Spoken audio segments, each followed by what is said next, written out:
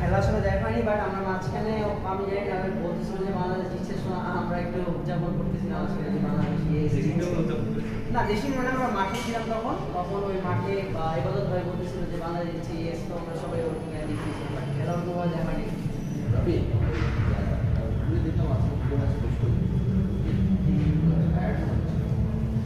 না আজকে আমরা যে উইকেটটাতে খেলেছি ওটা নিউ উইকেট, ফ্রেশ উইকেট ছিল, বাট একটু আনইভেন উইকেট ছিল আজকে তুলনামূলকভাবে। লাস্ট যে কটা ম্যাচ আমরা খেলেছি ওটা খুব ব্যাটিং ফ্রেন্ডলি উইকেট ছিল, 160 to 80 হচ্ছিল, বাট আজকে উইকেট ছিল বেস বোলারদের জন্য, সামনে থেকে বল লাগাচ্ছিল, তো আজকে উইকেটটা একটু টাফ ছিল।